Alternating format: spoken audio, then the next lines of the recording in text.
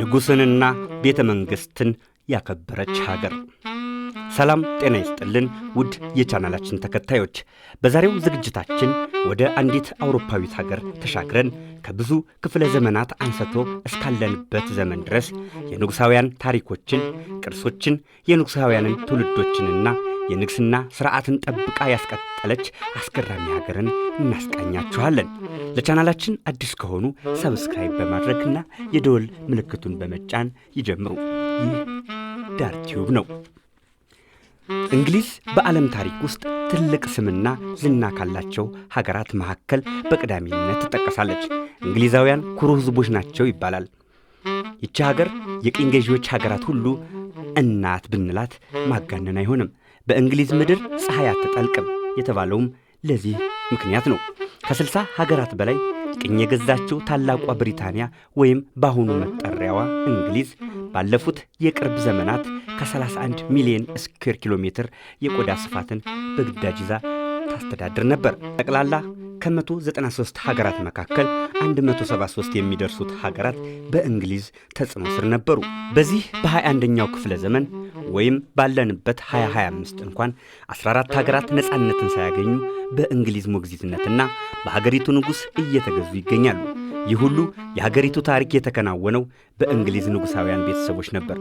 የንጉሳውያኑ የፖለቲካ መወያያውና ማደሪያው ደግሞ ቤኪንግሃም ቤተ መንግሥት ይባላል። በዓለም ጥንታዊ ቤተ መንግሥት ሲሆን 322 ዓመታትን አስቆጥሯል። በእንግሊዝ ምድር ዛሬም ንጉሥና የንግሥና ቤተሰቦች ታላቅ ክብር አላቸው። የእንግሊዝ ሕዝቦች ጠቅላይ ሚኒስትር ናቸው። በወርቅ ምንጣፍ ላይ ቢያስተኛቸው እንኳን ከንጉሳውያን ቤተሰቦች አይበልጥባቸውም። ሀገሪቱ የሥልጣኔ አሻራ የታተመባት ምድር ናት። እንደ አፍሪካ ሀገራት ንጉሣቸውን ቀርጥፎ የሚበሉት መሪዎች የሏትም። በእንግሊዝ ንጉሥ የሀገሪቱ ምልክት፣ የሀገር ሕልውና፣ የታሪክ ማኅተምና የቅድስና መገለጫ ነው። ብሔራዊ መዝሙሯ ንጉሣችን አምላክ ይጠብቅ ይላል። ሰንደቅ ዓላማዋ ላይ ደግሞ የንጉሷ ቤተ መንግሥት አርማ በክብር ሰፍሯል።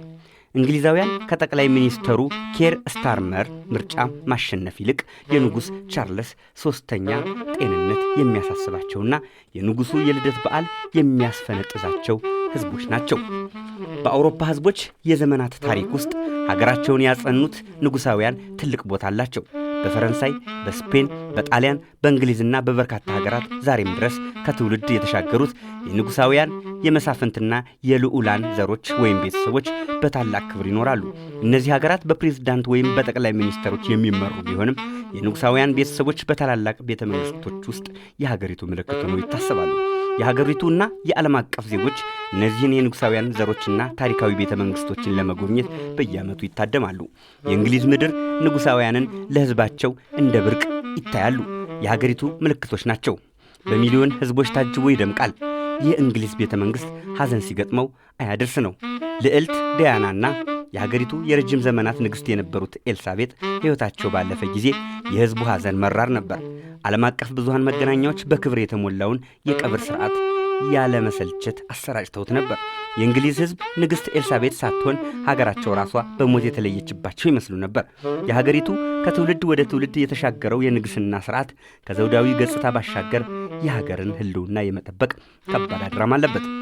የእንግሊዝ የፖለቲካ ምክር ቤት ብሔራዊ ክብረ በዓላት፣ ጠንካራ የዲፕሎማቲክ ጉዳዮችና የኢኮኖሚ ግንኙነቶች በሀገሪቱ የንጉሳውያን ቤተሰቦች ይቃኛል።